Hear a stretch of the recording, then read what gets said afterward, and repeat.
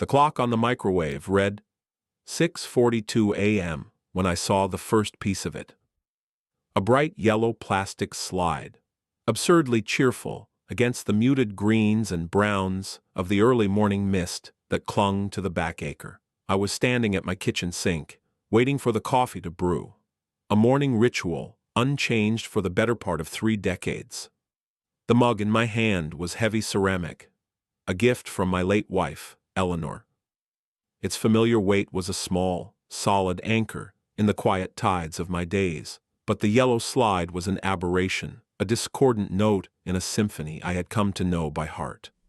I watched, motionless, as 2 men in dusty work clothes manhandled it off the back of a flatbed truck that had been driven with a shocking lack of concern across the damp grass, leaving deep, muddy ruts in its wake. They were followed by a swing-set frame, a garish primary blue, and then a sandbox shaped like a cartoon turtle. They were building a playground on my property. I took a slow sip of coffee. It was black, bitter, and hot. It did little to warm the cold knot forming in my stomach. I watched them for another 10 minutes. They measured nothing. They consulted no plans. They were simply assembling a kit, directed by a woman whose voice carried clearly across the field, Brenda Maitland, president of the Oak Ridge Homeowners Association. Her voice was a unique instrument, capable of a chipper, neighborly tone that was perpetually sharpened by a serrated edge of impatience. She was pointing, gesturing, directing the placement of the slide with the unearned confidence of a 4-star general deploying troops.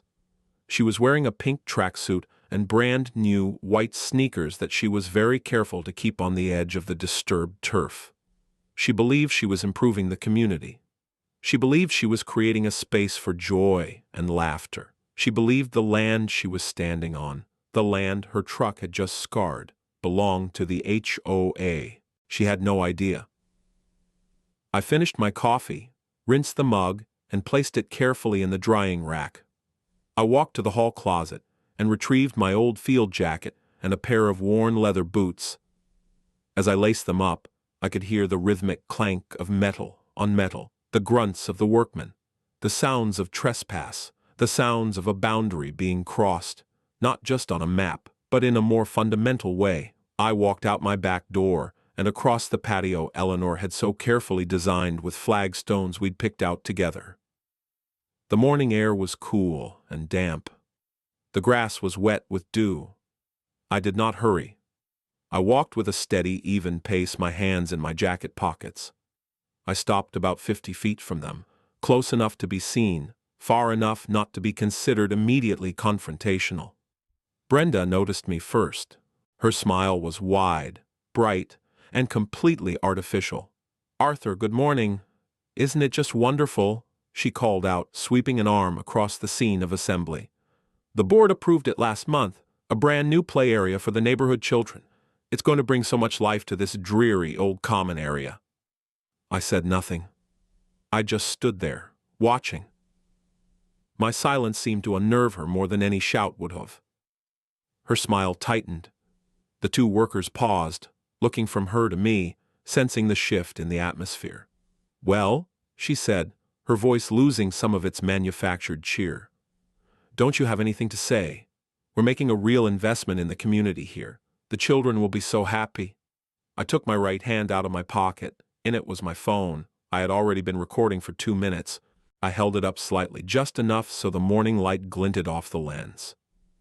"Brenda," I said, and my voice was lower, calmer than I expected. "This is not common area, this is my property." She laughed. It was a short, sharp, dismissive sound. "Yeah. Oh, Arthur, don't be ridiculous. Everyone knows this backfield is HOA land. It's been used for the annual picnic for years. It's for the community." She took a step toward me, crossing her arms. It was her power stance, the one she used at board meetings when someone questioned her interpretation of the covenants. "I am the president of this homeowners association, and I am officially informing you that this is a sanctioned community improvement project. If you interfere, I will have you fined for obstruction. I can have a lien placed on your house so fast, it'll make your head spin." I kept the phone steady. Her words were clean, clear, and beautifully recorded. Threats, assertions of authority, baseless claims of ownership. It was all there. I let her finish. The silence that followed was heavy. The two workmen were now actively trying to look busy, tightening bolts that were already tight. "This is your only warning, Brenda," I said, my voice still level. "You are trespassing. You are causing damage to private property. I want you, your men, and your truck off my land." Now, her face, which had been a mask of condescending authority, hardened into something ugly. "I will not be spoken to this way," she hissed. "I'm calling the sheriff. We'll see who's trespassing when they're escorting you back to your house. You are a sad, lonely old man, trying to ruin things for everyone." She turned her back on me, pulling out her own phone to make the call. She was performing for the workmen, for the neighborhood she imagined was watching from behind their curtains. She was establishing her narrative of the put-upon community leader and the bitter old recluse. She had no idea she had just handed me the shovel.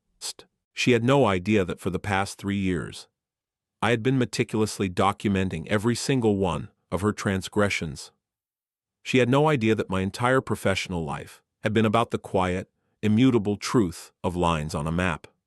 She had no idea she was trying to build a playground in the middle of a legal minefield, and I was the man who had drawn the map. But before I tell you what I did next, and what the sheriff's deputy found when she arrived, I should probably explain. This wasn't about a playground. It was never about the playground. It was about a folder. A simple, manila file folder, now grown to the thickness of a city phone book, that sat in the bottom drawer of my desk. It was about receipts, and letters, and photographs. It was about order. My name is Arthur Penhaligon. For 45 years I was a licensed civil engineer. My specialty, the one I built my career on, was land surveying and water rights management. I didn't just draw lines on maps.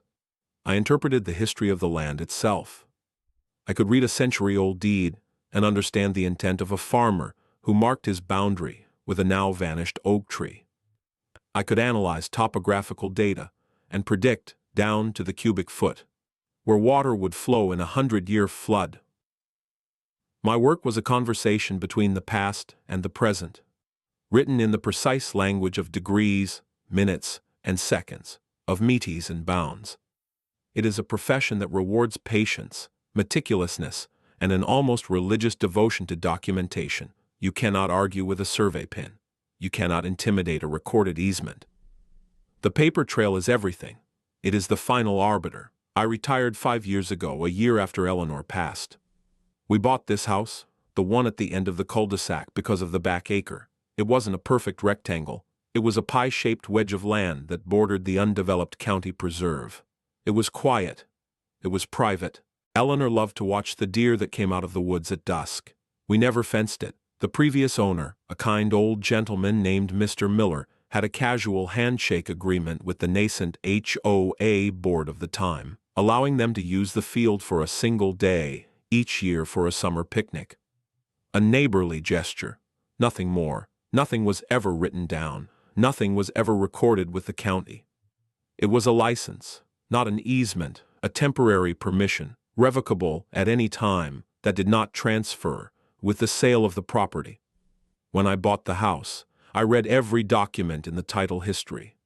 I knew that handshake agreement had legally vanished the moment Mr. Miller signed the deed over to me.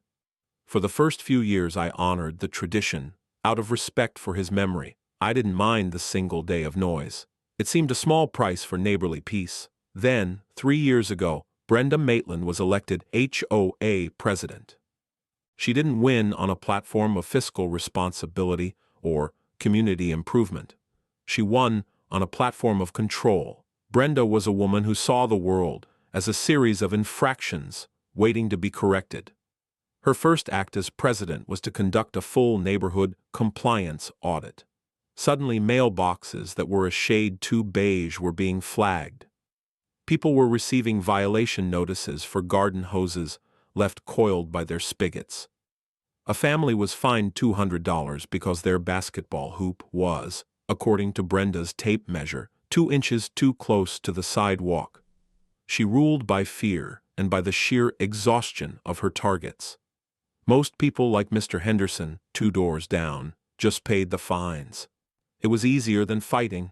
It was easier than becoming her next special project.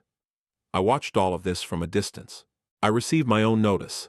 A crisp letter informing me that a small, decorative stone frog Eleanor had placed by our bird bath was an unapproved lawn ornament. The fine was $50. I didn't argue.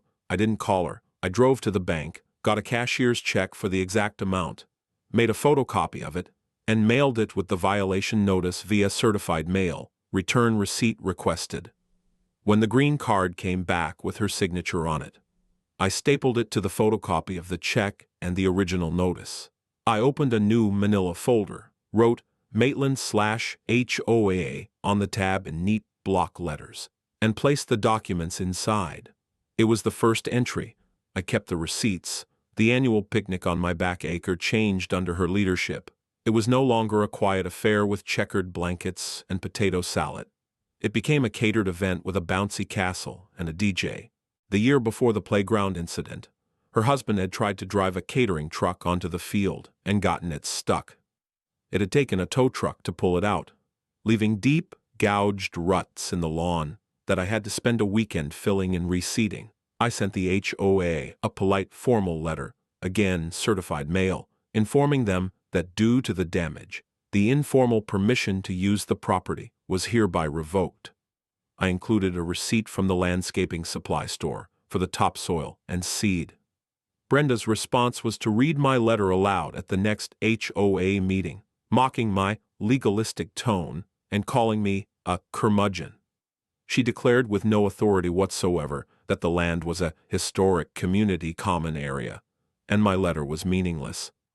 Mr. Henderson, who was still attending meetings back then, told me all about it. He said she held up my letter and tore it in half for dramatic effect.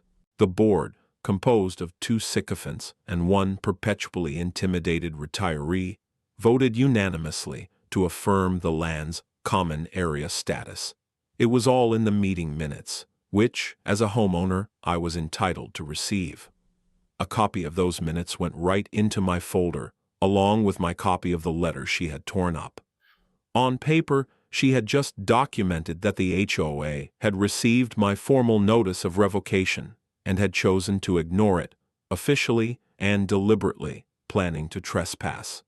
She had no idea how valuable that document was, so when I saw that yellow slide, I wasn't just angry. A small, cold part of me, the part that spent 45 years preparing legal descriptions for court cases, felt a sense of calm, focused clarity. She had finally escalated beyond petty fines and performative posturing. She was now committing a significant, tangible, and wonderfully documentable transgression. She was building a permanent structure on my land. After being formally told not to, it was a gift. And so, I stood there on my lawn, my phone recording her threats, waiting for the sheriff's deputy she had so confidently summoned. This was the next step in the process, the shift from quiet documentation to official intervention. She thought she was calling the cavalry to validate her authority. What she was actually doing was inviting a neutral, sworn third party to create an official record of her trespass, a record that would become Exhibit A. She had no idea. The deputy's cruiser rolled up the cul-de-sac about 20 minutes later. Brenda's performance began the moment the car door opened. She rushed toward the officer, a woman with a calm face and a name tag that read Clark, and launched into a breathless, near-hysterical narrative. She pointed at me, her hand trembling for effect. "Thank goodness you're here, officer. This man, Arthur Penhaligon, he's trying to stop us from building a playground for the children. He came out here threatening us, scaring the workmen. We're all terrified. This is community property, and he's trying to claim it for himself." Deputy Clark listened patiently, her expression unreadable. She let Brenda exhaust her opening statement, then turned her head and looked at me. She didn't walk over to me. She made me walk over to her, a standard de-escalation technique to bring both parties to a neutral ground. I stopped recording on my phone and put it back in my pocket. I knew the deputy's body camera was now the primary recording device, and that was even better, an official record. "Sir, can I get your side of the story?" Deputy Clark asked. Her voice was professional, devoid of emotion. "Yes," I said calmly. "My name is Arthur Penhaligon. I own this property. Mr. Maitland and her contractors are trespassing and causing damage to my land. I have asked them to leave. They have refused." Brenda scoffed loudly. "He's lying. It's common area. It says so in the HOA bylaws." Deputy Clark held up a hand to silence her, not unkindly, but firmly. She looked back at me. "Sir, do you have any documentation to prove ownership of this parcel of land?" This was the moment. The beautiful, simple, procedural moment. This was not an argument, and it was a presentation of fact. I reached into the inner pocket of my field jacket. "I do," I said. "I have a copy of my property deed, with the legal description highlighted, and I have a copy of the official county plat map for this subdivision, recorded in 1978. My property, Lot 27, is clearly shown to extend to the county preserve line." I handed her the folded papers. They were clean, crisp copies I had made that morning after seeing the truck, just in case. She took them and began to read. Her eyes moved back and forth between the dense text of the deed and the clean lines of the map. Brenda stood there, fuming, her arms crossed. She clearly expected the deputy to glance at the papers and dismiss them as some sort of trick. She fundamentally misunderstood the nature of authority. Brenda's authority was social, built on bluster and peer pressure. The deputy's authority was procedural, built on law and verifiable fact. Deputy Clark spent a full 2 minutes studying the documents. In the world of a patrol officer, 2 minutes of silence on a scene is an eternity. Finally, she looked up from the map, not at me, but at the half-assembled playground. She traced a line in the air with her finger, from a large oak tree near my patio, toward a utility pole at the edge of the woods. Her eyes were following the property line described on the map. The entire playground was at least 50 yards inside that line. She folded the documents carefully and handed them back to me. She then turned to Brenda. "Mom," she said, her voice still neutral, but with a new weight to it. "According to these documents, which appear to be official county records, this land is indeed part of Mr. Penhaligon's private property." Brenda's face went through a rapid series of emotions: disbelief, outrage, and then a sneer of contempt. "Those papers are fake. He printed them off the internet. I am the HOA president, and I am telling you, this is common land." "Ma'am, a property deed and a recorded plat map are legally binding documents," Deputy Clark explained, her patience clearly wearing thin. "Your HOA bylaws cannot supersede a county recorded deed. This is a civil matter. I cannot force you to leave. However," she paused, letting the word hang in the air, "if you remain on this property after being presented with evidence of ownership and being told to leave by the owner, it could be construed as criminal trespass, and any damage your contractors have caused," she glanced meaningfully at the muddy tire ruts, "could be considered criminal mischief." I could see the gears turning in Brenda's head. She was being contradicted by a person in a uniform, a symbol of the very authority she loved to invoke, but never expected to be used against her.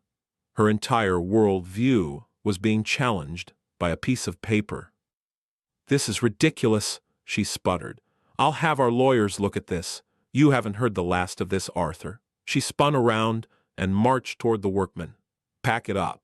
We're leaving," she snapped. She refused to make eye contact with me or the deputy again. As the men began, sullenly, to disassemble the slide, Deputy Clark turned to me. "Mr. Penhaligon," she said in a lower voice, "for your own records, I'd advise you to get a surveyor out here to stake your property line. It makes things much clearer for everyone involved." I almost smiled. "Deputy," I said, "for 45 years that's what I did for a living." She did smile then, a small, genuine smile of understanding. "Then I imagine you know what to do next. My report will reflect that you presented documentation of ownership and that the other party was advised of the civil and potential criminal ramifications. Body camera footage will corroborate that." "Thank you, Deputy Clark," I said. "I appreciate your professionalism." I asked for her card and the report number. She gave them to me. Another piece of paper for the folder, a crucial one, an official report from a law enforcement officer, validating my claim and documenting Brenda's belligerence. I went back inside my quiet house. From the kitchen window I watched them load the garish plastic pieces back onto the truck. I watched Brenda direct them with furious, jerky movements, her face a mask of incandescent rage. She backed the truck out, driving over the same patch of lawn and deepening the ruts, a final, petty act of defiance. She thought this was a setback, a temporary annoyance to be overcome by her lawyers. She had no idea this was just the beginning. The confrontation was over, but the real work, my work, was just starting. I went back to my desk, pulled out the Maitland/HOA folder, and placed the deputy's card and the report number, which I'd written on a clean sheet of paper, right on top. Then I picked up the phone and called my lawyer. Not just any lawyer, but the firm that had handled all of the corporate contracts and legal challenges for my engineering firm for 30 years. They were expensive, they were thorough, and they specialized in property and contract law. I told the senior partner, a man I'd known for decades, the whole story. He listened patiently. When I was done, there was a pause. Then I heard him chuckle. "Arthur," he said, "it sounds like you've already done 90% of my job for me. Let's formalize this. Let's put a stop to it for good." The first step was the formal warning she had so casually ignored before. This time, it would not be a polite letter from me. It would be a cease and desist letter from a law firm with a very long and intimidating letterhead. It would reference the police report number. It would include high-quality color photographs of the damage to my lawn. It would include a bill for the professional restoration of the turf. And it would include a very clear statement that any further trespass by any agent of the HOA would result in immediate legal action, seeking both injunctive relief and monetary damages. We sent it via courier, requiring Brenda's personal signature. The signature on the courier's tablet became another digital receipt, another brick in the wall of evidence. Her response, as expected, was dismissive and arrogant.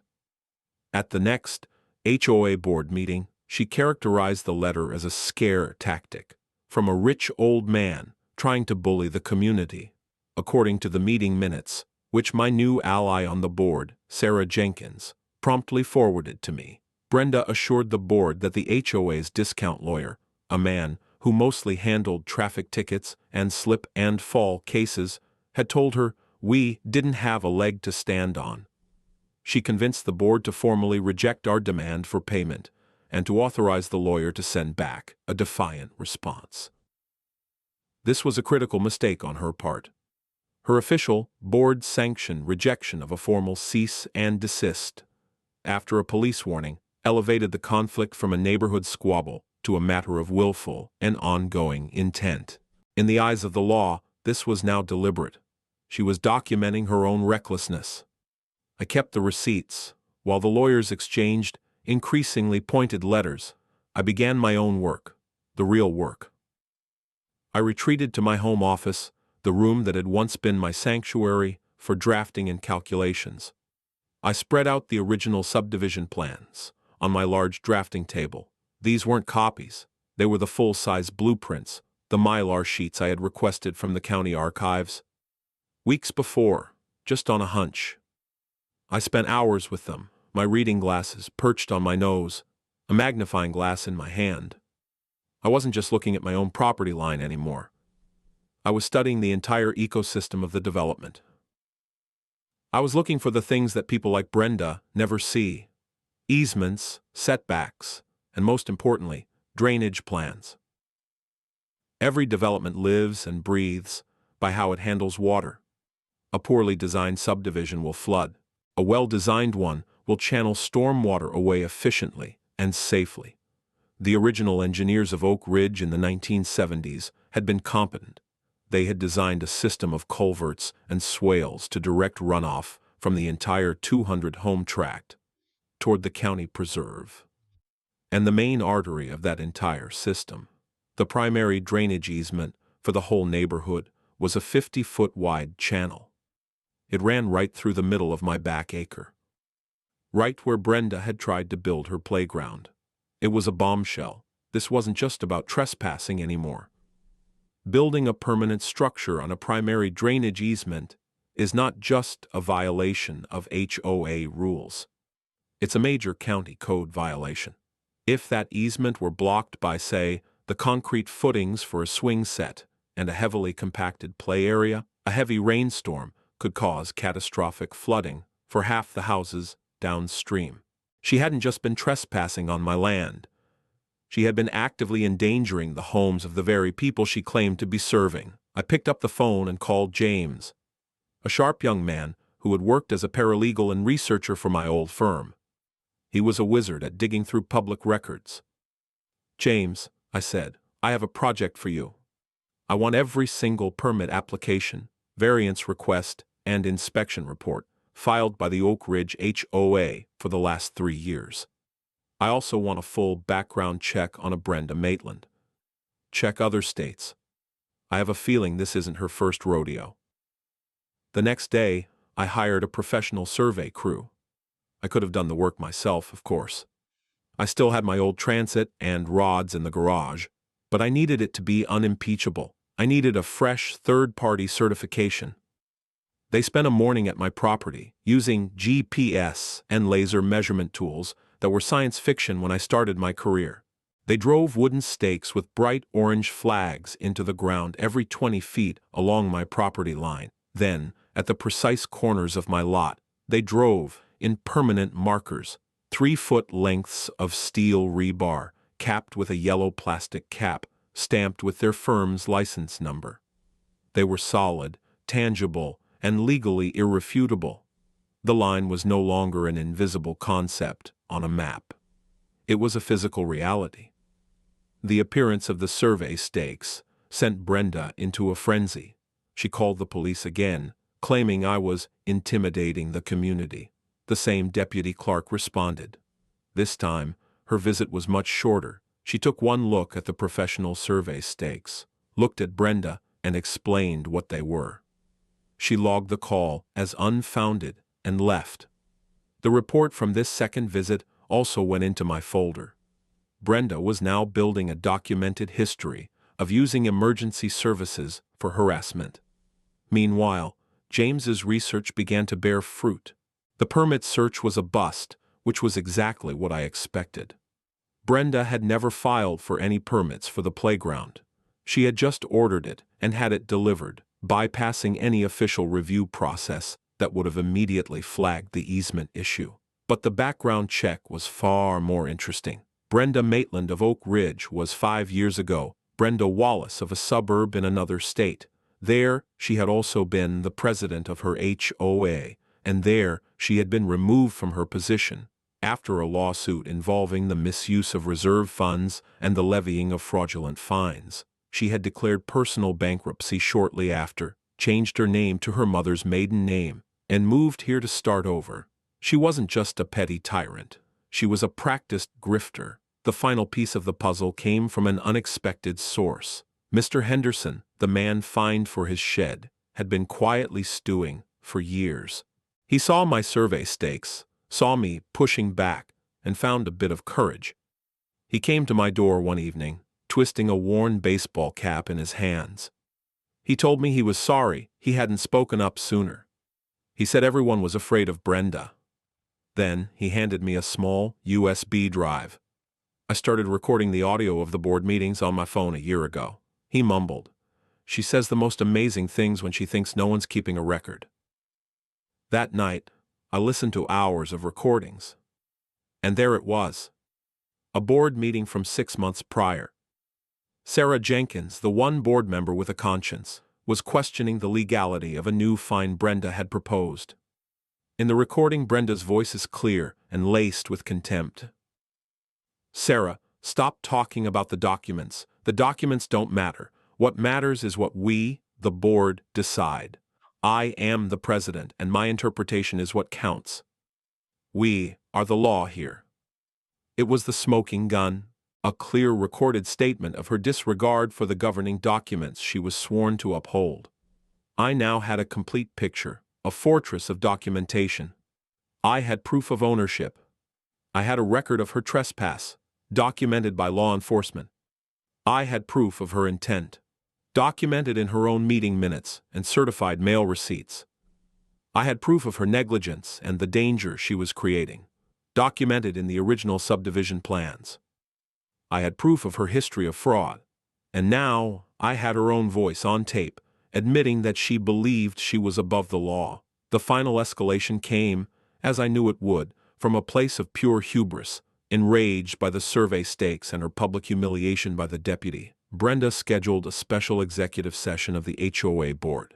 The result was a letter slipped under my door, informing me that I was being fined $10,000 for actions detrimental to the community and for creating a hostile environment. The justification was that my aggressive placement of survey stakes and unnecessary involvement of law enforcement had caused emotional distress to the neighborhood children and financial harm to the HOA, which had to pay a restocking fee for the returned playground equipment. They were fining me for the consequences of their own illegal actions. It was absurd, it was audacious, and it was the final nail she would hammer into her own coffin. The letter stated that if the fine was not paid within 30 days, the HOA would place a lien on my property. A lien, this was the endgame. A lien is a legal claim against a property. To enforce it, they would have to take me to court. She was, at last, trying to drag me onto my home field. My lawyer was ecstatic. "She's actually going to sue us into oblivion," he said, laughing. "Arthur, we don't even have to be the plaintiff anymore. We just have to respond. Let them pay the filing fees." We prepared our response. It was not a letter. It was a binder. A thick 3-ring binder with tabbed sections, prepared with the meticulous care of a closing book for a billion-dollar merger. Section A, Property Ownership, contained the deed, the plat map, and the new survey certification. Section B, Record of Trespass, contained photos of the playground, photos of the lawn damage, the bill for the turf repair, and Deputy Clark's 2 official police reports. Section C, Formal Notification and Willful Intent, contained copies of my original certified letter, my lawyer's cease and desist, the courier receipts, and the HOA meeting minutes where they voted to ignore them. Section D, Gross Negligence and Endangerment, contained the county drainage plans, with the easement clearly marked, along with a signed affidavit from a certified hydrologist explaining the potential flood damage. Section E, Abuse of Authority, contained copies of every fine Brenda had ever levied against me, the cashier's check receipts, and the audio file from Mr. Henderson, queued up to her "I am the law" speech. Section F, History of Fraud, contained the court documents from her previous life as Brenda Wallace. The HOA's lawyer filed the lien paperwork with the court. A hearing date was set. This wasn't a full-blown trial, but a preliminary hearing before a judge to determine if the lien was valid. It was to be held in a small courtroom at the county courthouse. Brenda sent out a triumphant email to the entire neighborhood, encouraging them to attend, to show support for our community against selfish individualism. She was staging it as a public spectacle, her final victory. She had no idea she was arranging her own public execution. The day of the hearing arrived. The small courtroom was packed. Brenda was there with her 2 loyal board members and about 20 supportive neighbors. She was dressed in a severe navy blue suit, a string of pearls at her neck, the picture of civic authority. She was smiling, nodding to her supporters, basking in the attention.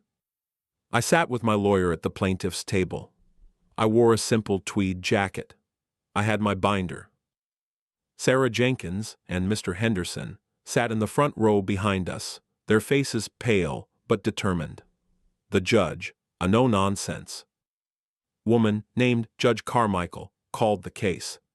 The HOA's lawyer, the traffic ticket specialist, stood up and gave a bumbling, folksy opening statement about community spirit and the rights of children to have a place to play.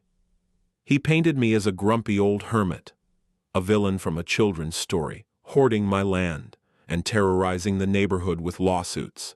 He presented the $10,000 fine as a reasonable, even lenient response to my campaign of harassment. Judge Carmichael listened, her face impassive. When he was done, she looked at my lawyer. "Your response?" My lawyer, a tall, impeccably dressed man in his 50s, stood up. He did not give a speech. He simply said, "Your Honor, we believe the lien is frivolous, retaliatory, and filed in bad faith. With your permission, I'd like to present some documents that will clarify the matter." He placed the binder on the clerk's desk. "This," he said, his voice filling the suddenly silent room, "is the defendant's response." For the next 30 minutes, he walked the judge through the binder, section by section. He was calm, methodical, and devastatingly precise. He didn't raise his voice. He didn't use inflammatory language. He let the documents speak for themselves. He would say, "Your Honor, if you'll turn to tab A, you will see the recorded deed for Lot 27. Pause. Now, at tab B, the county plat map, which corresponds to that deed. Pause. At tab C, you will find the police report from the initial trespass, where an officer of the law confirmed these documents on site." With each new piece of evidence, I watched Brenda. Her confident smile began to fade. Her posture, once so rigid and self-assured, began to slump. When my lawyer presented the drainage easement map, a low murmur went through the room. People were looking at the large-scale copy he had placed on an easel. They were looking at the diagram of how their own homes could be flooded. They were no longer looking at me as the villain. They were looking at her. The turning point, the precise moment her composure shattered, came with the audio file. My lawyer requested permission to play a short recording. The clerk hooked up the speaker, and then Brenda's own voice filled the courtroom, tinny and sharp. "The documents don't matter. What matters is what we, the board, decide. I am the president, and my interpretation is what counts. We are the law here." A collective gasp went through the gallery. Even her own supporters looked stunned. Brenda went white. It was the color of chalk. The mask of the competent, caring community leader didn't just slip. It evaporated. In its place was the raw, naked face of a petty tyrant who had just been exposed, utterly and completely, by her own words. She stared at the speaker on the clerk's desk as if it were a snake. She had no idea that little USB drive even existed. My lawyer wasn't finished. He then introduced the court records from her previous life as Brenda Wallace. The finality of it was absolute. He had not only proven her actions in this case were illegal and negligent, but he had also established a clear pattern of fraudulent behavior. When he sat down, the silence in the courtroom was absolute. Judge Carmichael looked down at the binder, then at the HOA's lawyer, who looked like he wanted the floor to swallow him whole. Then she looked at Brenda Maitland. Her eyes were cold steel. "Mr. Maitland," the judge said, her voice dangerously quiet, "is it true that you represented to your board and your community that this was common land, despite being presented with evidence to the contrary?" Brenda opened her mouth, but no sound came out. She just stared. "Is it true," the judge continued, "that you attempted to build a structure on a recorded primary drainage easement without a permit from the county?" Silence. "And is it true that you levied a $10,000 fine against a homeowner for reporting your own illegal acts to the authorities?" The judge didn't need an answer. She looked at the HOA's lawyer. "Counselor, I am dismissing this lien with prejudice. Furthermore, I am finding that this action was brought frivolously and in bad faith. I am ordering the Oak Ridge Homeowners Association To pay for all of Mr. Penhaligon's legal fees, a bill of costs will be submitted to this court. She then turned her gaze back to Brenda, and every ounce of judicial patience was gone. Mr. Maitland, what you have done is an astonishing abuse of power. You have exposed your community to significant legal and financial liability, and you have potentially endangered their properties through your recklessness. I am also referring this matter to the county prosecutor's office for review of potential charges of fraud and willful violation of county ordinances. We are done here. She banged the gavel, and the sound echoed like a gunshot. The collapse was total. Brenda didn't scream or cry. She just sat there, frozen, her face a blank mask of shock.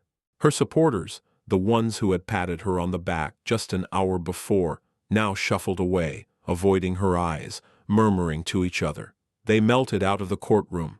In the end, it was just her two shell-shocked board members, and her utterly defeated lawyer. She had built her kingdom on performance and intimidation, and it had been dismantled by a quiet man with a folder full of paper.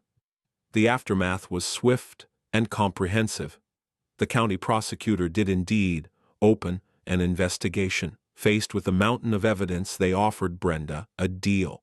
To avoid felony fraud charges, she pleaded guilty to several misdemeanor counts related to the county ordinance violations and filing a false police report.